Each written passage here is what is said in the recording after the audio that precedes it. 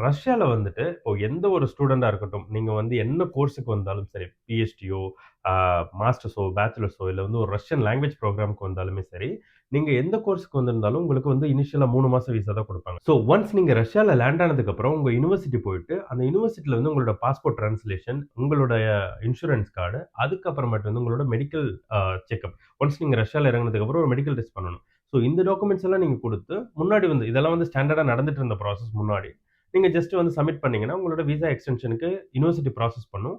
Within a மந்த்ல extend ஆயி, திருப்பி பாஸ்போர்ட்ல 1 வருஷத்துக்கான விசாவோ, இல்ல அந்த கோர்ஸ் பீரியட் எவ்வளோ இருக்கோ, அதுக்கான விசா ஸ்டாம்ப் ஆயி, உங்களுக்கு பாஸ்போர்ட் ரிட்டர்ன் கிடைக்கும். பட் இந்த வருஷம் எப்படின்னு வந்து பார்த்தீங்கன்னா, again you have to go for biometrics. இப்ப நம்ம பேங்க்ல நம்ம இதுக்கு முன்னாடி குடுத்த பயோமெட்ரிக்ஸ் இல்லாம, அதாவது சிம் கார்ட் ஆக்டிவேட் பண்றதுக்கு குடுத்தோம்ல, அந்த பயோமெட்ரிக்ஸ் இல்லாம, இதுக்குன்னே செப்பரேட் பிளேஸ் இருக்கு. Like kind of police station மாதிரி. அதோட அட்ரஸ் டீட்டெயில்ஸ் மாஸ்கோல எங்க இருக்கோ, அத வந்து நான் கீழ குடுத்துர்றேன். நீங்க அந்த இடத்துக்கு மாஸ்கோல இருந்து நீங்க போறீங்கன்னா, you can go there.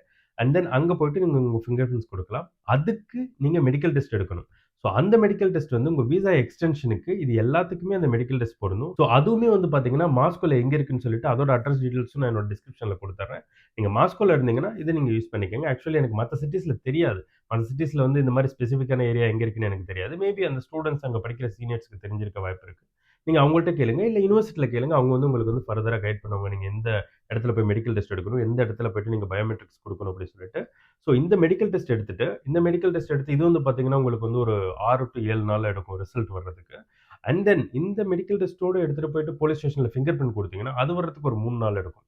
So இதுக்கு வந்து பார்த்தீங்கன்னா, ஒரு 1 டூ 10 டேஸ் வச்சுக்கங்களேன். ஒரு 10 நாள் எடுக்கிற பட்சத்தில, நீங்க விசா எக்ஸ்டென்ஷனுக்கு சப்மிட் பண்ற டேட் எவ்வளோன்னு பார்த்தீங்கன்னா, 35 நாள். நீங்க ரஷ்யால லேண்ட் ஆயி 35 நாளுக்குள்ள விசா எக்ஸ்டென்ஷனுக்கான ப்ராசஸ் நீங்க முடிச்சாகணும். ஸோ அப்படி இருக்க பட்சத்தில, வந்து இனிஷியலா யாருமே வந்துட்டு நம்ம காலேஜ் போறத பத்தி யோசிக்கிறத விட, எப்புட்றா அந்த டாக்குமெண்ட்ஸ் எல்லாம் சரி பண்ணணும்னு யோசிக்கிறதுக்கு தான் நேரம் சரியா இருக்கும் போல. ஸோ அந்த மாரி தான் இந்த தடவ வந்து ரொம்ப காம்ப்ளெக்ஸ் பண்ணி வச்சுட்டாங்க. தென் நெக்ஸ்ட் டைம் ஸ்டூடண்ட்ஸ் வந்தீங்கன்னா, மறக்காம இந்த டாக்குமெண்ட்ஸ் எல்லாம் வித்தின் திஸ் 35 டேஸ்க்குள்ள எல்லாத்தையும் ரெடி பண்ண பாருங்க.